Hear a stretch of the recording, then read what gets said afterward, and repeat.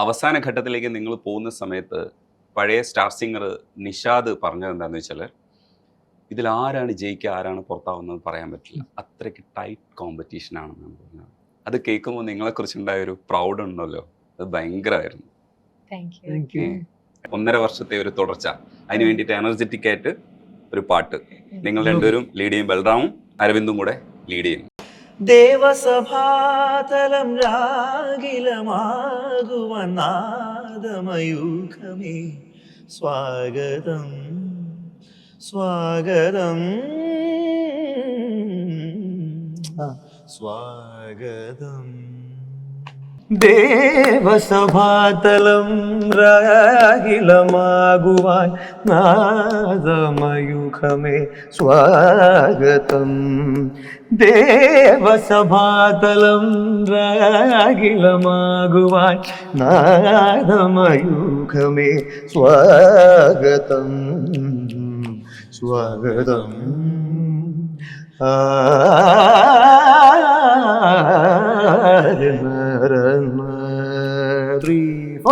സരിഗമ പരിഗമ പദഗമ പദനി മപദനി സരിഗമ പരിഗമ പദഗമ പദനി മപദനി സനി ധവ മഗരി സ ഷഡ്ജം സരിഗമ പദ സരിഗമ പദനി സ സാനി ധ പ മ പ സാനി ധ പ മഗരി സ സ.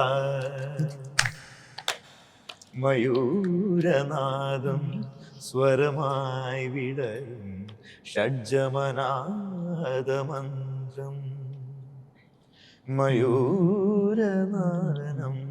ലയമായി തെളിയും ഷഡ്ജമനാദമന്ത്രം. പമഗമഗ നീ സരഗമ പദനി സരി വിശേഷപം. അടിപൊളി. ശരിക്കും ഇത് കോപ്പി പേസ്റ്റ് ചെയ്യുന്നത് ബൽറാമിന്റെ ഒരു സ്വഭാവമാണെന്ന് എനിക്ക് തോന്നുന്നു.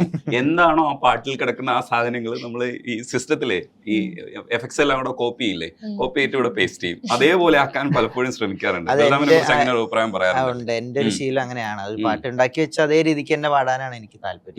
ആ സിമിലാരിറ്റീസും കൂടെ പിക്ക് ചെയ്തിട്ട് പേസ്റ്റ് ചെയ്ത് വെക്കുന്ന ഒരു സ്വഭാവമുണ്ട്. ഹരിമുരളി ഒക്കെ പാടുന്ന സമയത്ത് ഞാൻ നോക്കുന്നുണ്ടായിരുന്നു, എത്രത്തോളം എക്സാക്ട് അതാകുന്നോ അത്രത്തോളം കയ്യടിയും കിട്ടുന്നുണ്ടായിരുന്നു. അടിപൊളി. സ്പോട്ടിഫൈ വിഴുങ്ങിയവൻ, അത് കൊള്ളാൻ കേട്ടോ, നല്ല സാധനമാണ്. ഈ 1.5 വർഷം നിങ്ങൾ ഒരുമിച്ച് മുമ്പോട്ട് പോകുമ്പോൾ കിട്ടിയിട്ടുള്ള തഗ്ഗുകള്, ട്രോളുകള് ഒക്കെ ഒരു ഭയങ്കര സന്തോഷമുള്ള ഒരു പരിപാടിയല്ലേ? ഏറ്റവും കൂടുതൽ ആസ്വദിക്കുന്ന തഗ്ഗും ട്രോളും ഒക്കെ ആണോ, അതായത് നമ്മള് ഈ പാട്ടുപാടി ഇവിടം വരെ എത്തി എന്നുള്ളതൊരു സാധനം ഉണ്ടെങ്കിലും പക്ഷെ അതിന്റെ ഒരു നമുക്ക് ഇപ്പൊ കിട്ടുന്ന ഫീൽ എന്താണ്? നമ്മൾ വിജയിച്ച് നിൽക്കുന്ന ഒരു സ്പേസിലാണോ, അതെ എന്താണ് ഒരു ഫീല്? പറഞ്ഞു തുടങ്ങും. ഏറ്റവും സംസാരിക്കാൻ മടിയുള്ള ആളെന്ന് പറയുന്നത് ശ്രീരാഗായതുകൊണ്ട് ശ്രീരാഗ്. തഗ്ഗും ട്രോളും അതൊക്കെ അപ്പോ വന്ന് പോയി, നമ്മുടെ മനസ്സിൽ അത് നിൽക്കുന്നില്ല. നമ്മുടെ മനസ്സിൽ നിൽക്കുന്നത് നമ്മൾ പാടിയ പാട്ടുകളും പാട്ടിന്റെ ജേണി തന്നെയാണ്. ചിലപ്പോ ആളുകളുടെ ഇടയിൽ തഗ്ഗായിരിക്കാം നിൽക്കുന്നത്, പക്ഷെ നമ്മുടെ മനസ്സിൽ പാട്ടാണ്, എന്റെ മനസ്സിൽ പാട്ടാണ് നിൽക്കുന്നത്. മറ്റേതൊക്കെ ഇങ്ങനെ ഒരു സമയങ്ങളിൽ വന്നും പോയി നിന്നു, അത്രേ ഉള്ളൂ. നമ്മുടെ മനസ്സിലും പാട്ടുകൾ പലതും, ഇപ്പൊ മരുതമല, മാമുനിയെ, മുരുകയ്യ, പള്ളിക്കെട്ട്, ഇതൊക്കെ ഇങ്ങനെ നിൽക്കുന്നുണ്ട്. ശങ്കര പാടിയപ്പോ ചെറിയ മിസ്റ്റേക്സ് വരുത്തിയിട്ടുള്ള സാധനങ്ങൾ നമ്മുടെ മനസ്സിൽ നിൽക്കുന്നുണ്ട്. അപ്പൊ അതെ, സ്റ്റാർ സിംഗർ എന്ന് പറയുന്നത് നമ്മുടെ മനസ്സിനകത്ത് ഇങ്ങനെ കുറെ വർഷമായിട്ട് നിലനിൽക്കുന്ന ഒരു പരിപാടിയാണ്. ഇപ്പോ ഈ ഒരു സ്പേസിലേക്ക് വരുമ്പോൾ എനിക്ക് ആ മൊമെന്റ് ഓർമ്മയുണ്ട്. അനൗൺസ് ചെയ്യുമ്പോൾ സ്ക്രീനിൽ ഇത് കാണുമ്പോൾ എന്താണ് ഒരു നിർവികാരതയെ പോലെ നിൽക്കുന്ന ഒരു അവസ്ഥയായിരുന്നു ശരിക്കും അരവിന്ദിന്റെ മുഖത്ത്. നമ്മള് പ്രതീക്ഷിക്കുന്നില്ല, ഒന്നും പ്രതീക്ഷിക്കല്ലോ, നമ്മള് എന്തായാലും വരുന്നിടത്ത് വെച്ച് കാണാം എന്നുള്ള രീതിയിൽ സ്റ്റേജിൽ വെക്കായിരുന്നു എല്ലാരും കൂടെ. കിളി നേരത്തെ പോയതാണെന്നാണോ? അതെ, ചെറുതായിട്ട്. അപ്പൊ തൊപ്പി വെച്ച് നടക്കരുത്, തിരിച്ചു വന്നെങ്കിലോ? ഇപ്പോഴാണ് മൂഡ് വന്നത്. അതല്ല, നിങ്ങള് എന്നെ ഭയങ്കര സീരിയസ് ആയിട്ട് എടുക്കുന്നില്ലേ? ഞാൻ അങ്ങനെയേ അല്ല. ഇനി സംസാരിച്ചോ? നീ പറഞ്ഞേ, പ്രതീക്ഷിക്കുന്നില്ല എല്ലാം. അപ്പോഴത്തെ ഒരു ആ 5 മിനിറ്റിൽ നമ്മൾ എന്ത് പാടുന്നു, അതാണ് കഴിവും കൂടുതലും ഭാഗ്യം എന്നാണ് ഞാൻ വിശ്വസിക്കുന്നത്. കഴിവുണ്ട് ഓഫ്കോഴ്സ് അതിന്റെ കൂടെ ഉം. ഭാഗ്യമാണ്. അപ്പൊ 5 മിനിറ്റ് നമ്മൾ എന്ത് പാടുന്നു, എങ്ങനെ പാടാൻ പറ്റുന്നു, അതിലാണ് എല്ലാം ഇരിക്കുന്നത്.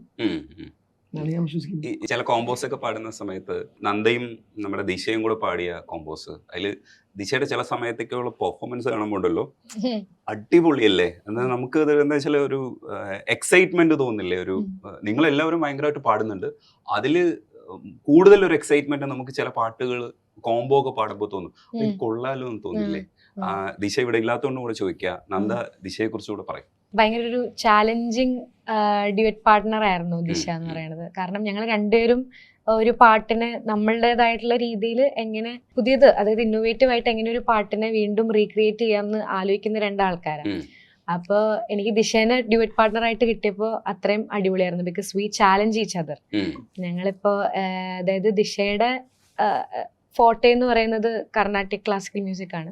അപ്പം ഞാൻ ദിശയുടെ ലെവലിലേക്ക് എത്താനും ശ്രമിക്കും. ഇപ്പം ഞങ്ങൾ ധൂം പാടുകയാണെങ്കിലും ദിശ വെസ്റ്റേൺ പാടാൻ ശ്രമിക്കുന്നു. So we challenge each other. അപ്പം അതൊരു ഭയങ്കര ഒരു അടിപൊളി കോംബോ ആണ് ശരിക്കും പറഞ്ഞാൽ. ദിശയുടെ കൂടെ പാടുമ്പോൾ ഇങ്ങനെ ഇന്നോവേറ്റീവ് ആയിട്ട് അല്ലെങ്കിൽ എക്സ്പെരിമെന്റ് ചെയ്യാനൊക്കെ ഭയങ്കര രസമാണ്.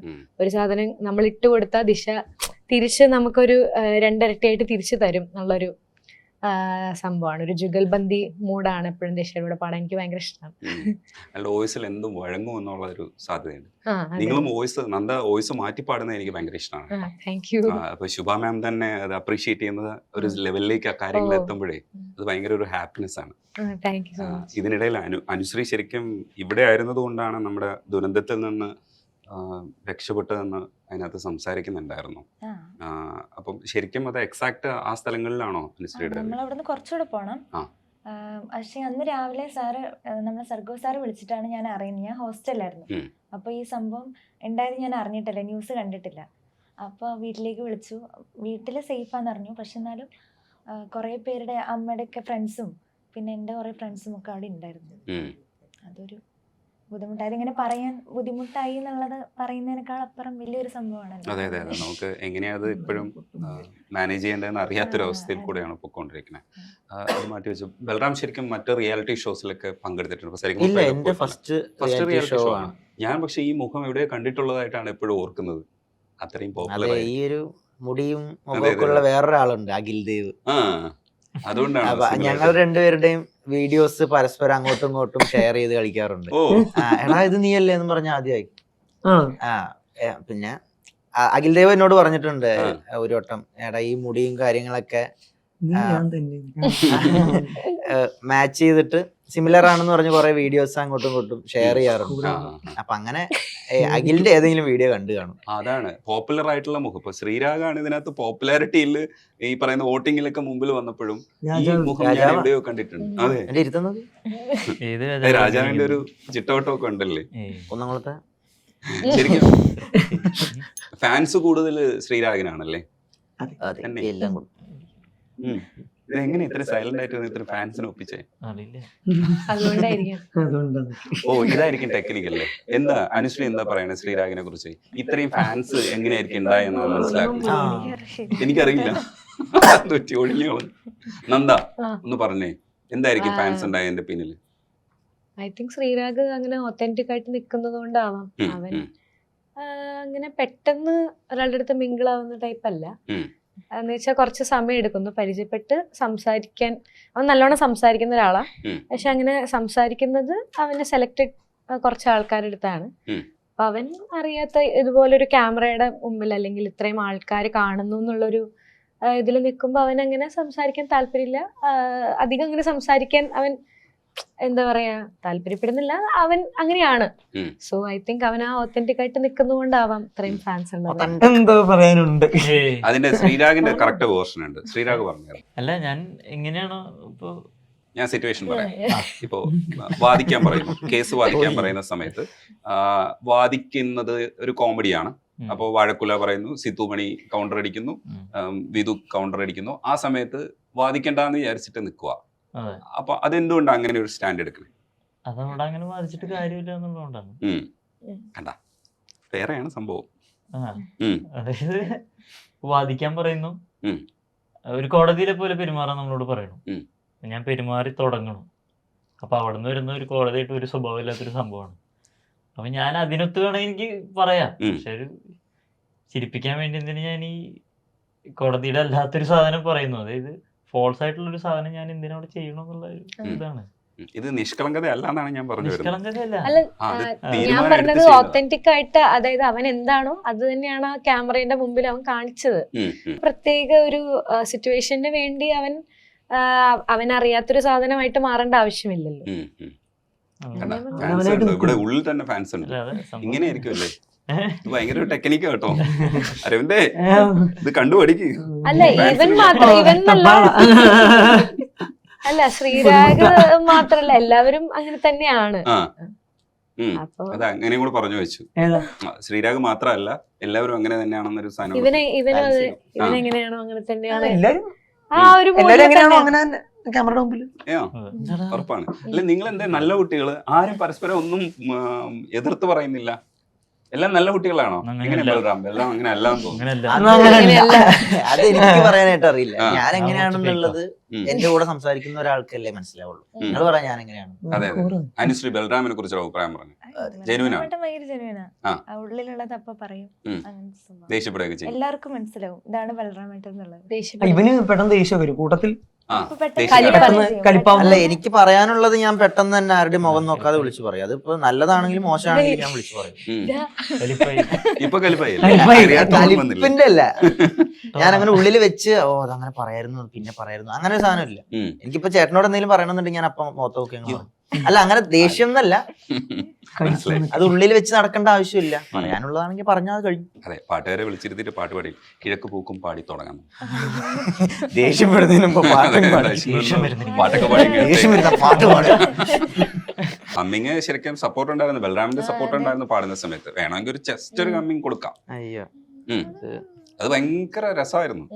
കൊടുത്തോ? എല്ലാവരും ഇങ്ങനെ വാ വിളിച്ചിരുന്ന് നോക്കി, ഇത് എവിടെ നിന്നാ വരുന്നതെന്നൊക്കെ നോക്കി. അത് ഞാൻ അവിടെ പാടിയതിനു ശേഷം പിന്നെ അത്രയും മെനയായിട്ട് പിന്നെ വേറെ എവിടെ പാടിയിട്ടില്ല.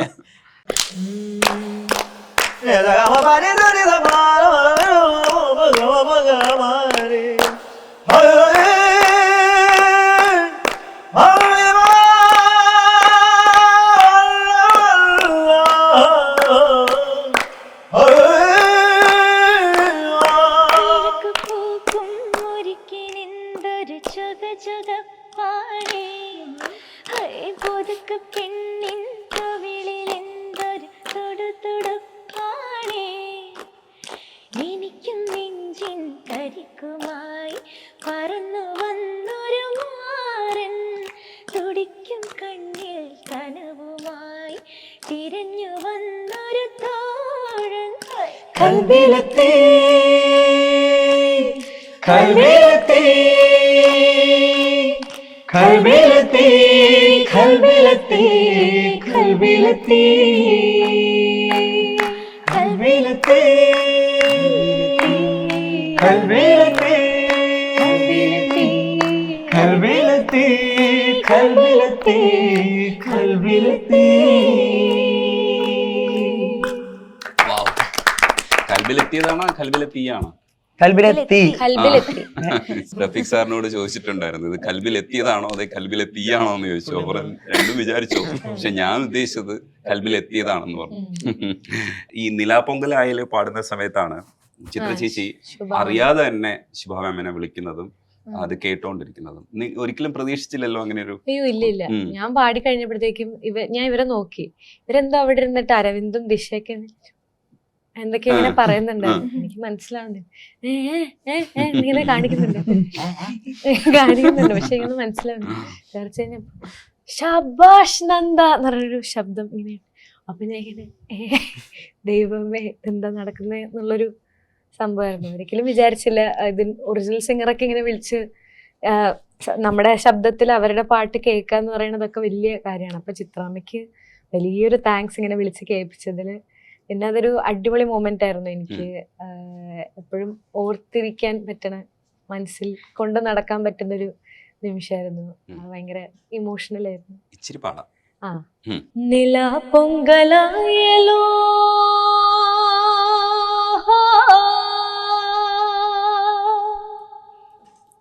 നില പൊങ്കലായലോ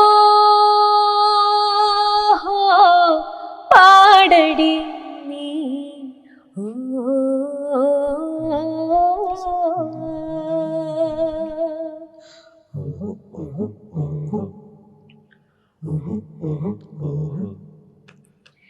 മഴക്കോള് കണ്ടാൽ മതിക്കുമീ നാട്ടിൽ ഇടത്തോട് പോലും മാറ് കിളിപ്പാട്ട് തേനായി തുളിക്കുമീ നാട്ടിൽ കരിക്കാടിൻ പോലും പാല് തനിത്തങ്കവും കൊണ്ട് പോരുന്നു ഞാനും ഓ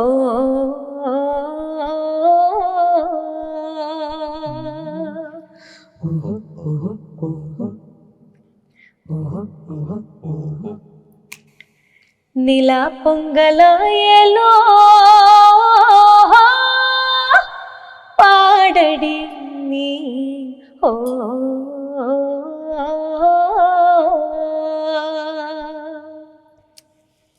കുറച്ചുകൂടെ ധൈര്യമുണ്ട്, അതുകൊണ്ടാണ് അങ്ങനെ പാടിയത്. അടിപൊളി കേട്ടോ, സൂപ്പർ ആയിട്ടുണ്ട്. അപ്പൊ നമ്മുടെ ഇന്റർവ്യൂവിന്റെ ഇടയിലേക്ക് സിത്തുമണി വന്നിട്ടുണ്ട്. സിത്തുമണി ഞാൻ കുറച്ച് പേരെ കാണിച്ചു തരാം. ഹലോ. ആ അരവിന്ദനെ കാണുന്നില്ലടാ. ബലറാമുണ്ട്, അനു, ശ്രീരാഗ്, അരവിന്ദ്, നന്ദ. അടിപൊളി. ആദ്യം കാല് മാത്രമേ കണ്ടുള്ളൂ ഞാൻ. കുട്ടിയില്ല. എക്സാമാ ചെന്നൈ. ചെന്നൈയിൽ എക്സാമാ.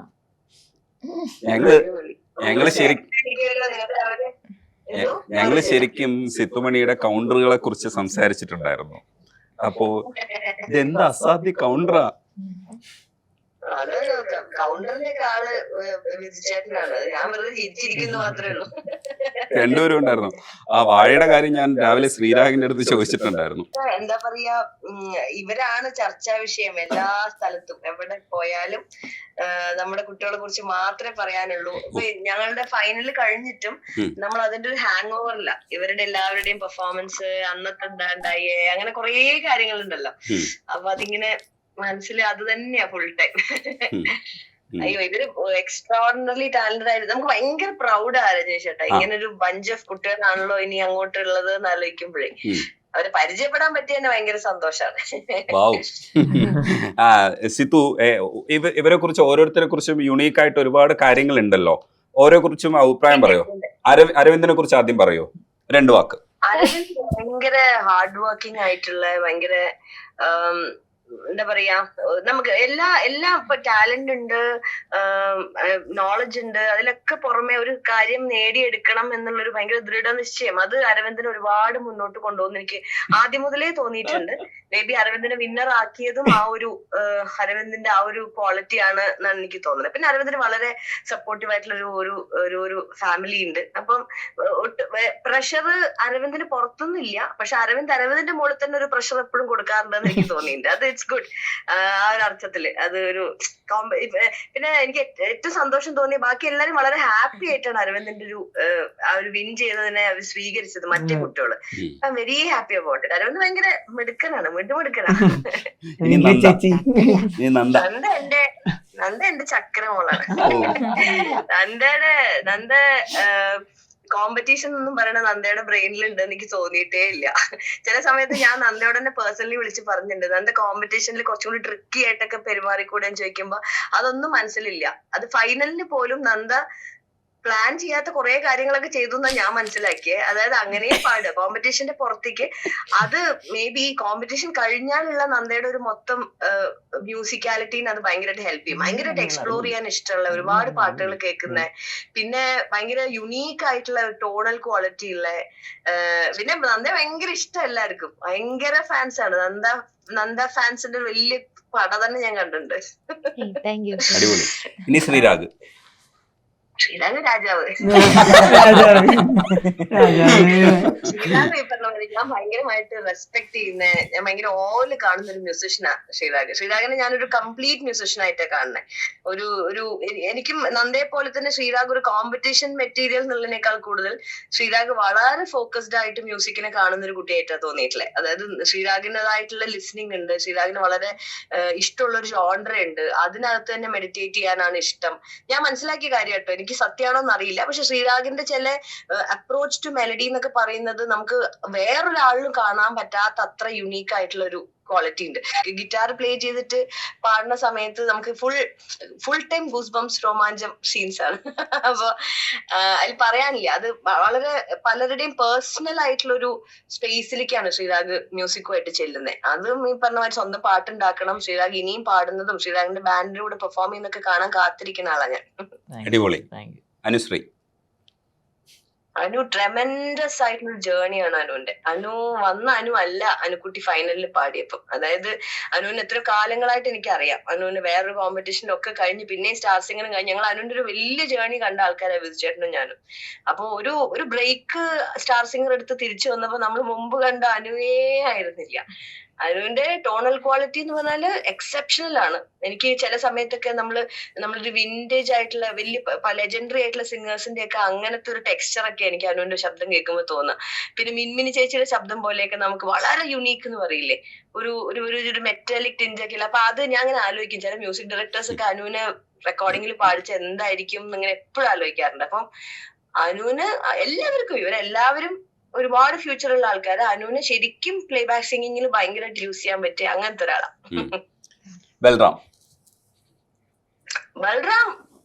ബൽറാം ഒരു എന്താ പറയാ മെലിഫ്ലുവസ് ആയിട്ട് പാടുന്ന. ബൽറാമിന്റെ ഏറ്റവും ബെസ്റ്റ് പെർഫോമൻസ് ആയിരുന്നു ഫൈനലിലെന്ന് ചോദിച്ചാൽ ഞാൻ അല്ലാന്നേ പറയുള്ളൂ. കാരണം ബൽറാം ഏറ്റവും നന്നായിട്ട് പാടിയിരുന്നെങ്കിൽ ഒരു ടഫർ കോമ്പറ്റീഷൻ തമ്മിൽ നടന്നേനെ. പക്ഷെ ബൽറാം എന്ന് പറഞ്ഞ മ്യൂസീഷ്യനെ ഒരു 5 മിനിറ്റിന്റെ പാട്ടിലല്ലല്ലോ നമ്മൾ ജഡ്ജ് ചെയ്യുക. ബൽറാം എന്ന് പറഞ്ഞൊരു ടോട്ടൽ സിംഗറിനെ നമുക്ക് അറിയാം. നമ്മൾ ഇത്രയും ദിവസങ്ങളായിട്ട് കേട്ടോണ്ടിരിക്കുക. ബൽറാമിന് നമ്മൾ ചില സമയത്തൊക്കെ നമുക്ക് ഇപ്പം രജനി ചേട്ടൻ നമ്മൾ ചില സമയത്ത് നമുക്ക് നഷ്ടം പറ്റി പോകുന്നു എന്ന് പറയുന്ന ചില അപ്രോച്ച് ഇല്ലേ മ്യൂസിക്കിനോട്. പഴയ പാട്ടുകൾ പാടാനുള്ളൊരു താല്പര്യം അല്ലെങ്കിൽ അതിനെ അപ്രോച്ച് ചെയ്യുന്ന ഒരു കറക്റ്റ് വേ ഉണ്ട്. ഇംപ്രവൈസേഷൻസിനേക്കാളൊക്കെ ഉപരിയായിട്ട് ആ പാട്ടിനെ അതിന്റെ ഏറ്റവും ആ കമ്പോസർ ഉദ്ദേശിച്ച ഭംഗിയിൽ അവതരിപ്പിക്കുക എന്നൊക്കെ പറയുന്ന ഒരു ക്വാളിറ്റി ഉണ്ട്.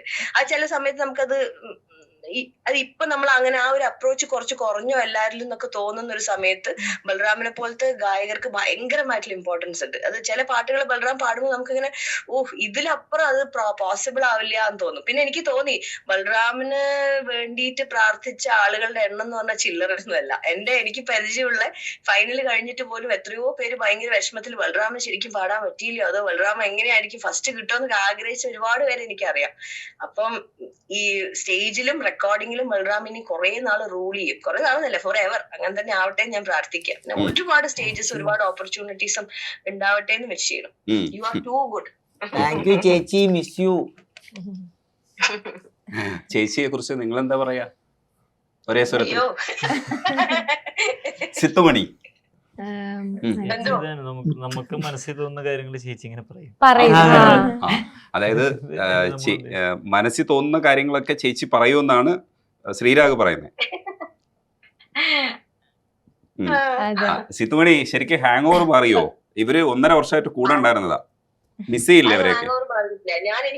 ഞാൻ വിചാരിച്ചിട്ടുണ്ടായിരുന്നില്ല ഫൈനൽ കഴിയുമ്പോഴും ഇത്രയും ഒരു വല്ലാത്ത മിസ്സിങ് ഒരു വിഷമം നമുക്ക് ഉണ്ടാവും എന്നുള്ളത്. പക്ഷെ ആ ഒരു ദിവസം കഴിഞ്ഞ് ബാക്ക് സ്റ്റേജിൽ എത്തിയപ്പോ ഞങ്ങൾ എല്ലാവരും വിധുചേട്ടനും ഞാനും ചിത്ര ചേച്ചിയും ഒക്കെ ഇങ്ങനെ പറയുമായിരുന്നു, നമ്മളിനി എന്നാ തമ്മിൽ കാണുക, ഇവരെ എന്നാ കാണാന്ന് ആലോചിക്കുമ്പോഴേ. മറ്റൊരു എപ്പിസോഡ് കഴിഞ്ഞാൽ അറിയാലോ നമുക്ക് അടുത്ത മാസം കാണാം അല്ലെങ്കിൽ 2 ആഴ്ച കഴിയുമ്പോൾ കാണാന്നുള്ളത്. അത് ഭയങ്കരമായിട്ട് മിസ് ചെയ്യുന്നുണ്ട്. പക്ഷെ ഞാൻ ലുക്ക് ഫോർവേഡ് ചെയ്യണ എന്താ വെച്ചാൽ ഇവരെല്ലാരെയും നമ്മളിനി സ്റ്റേജിൽ കാണും, സ്റ്റുഡിയോയിൽ കാണും. ഞാൻ ഇതിന് മുമ്പ് തന്നെ ബൽറാമിന്റെ ഒക്കെ കൂടെ പാടി ഓൾറെഡി.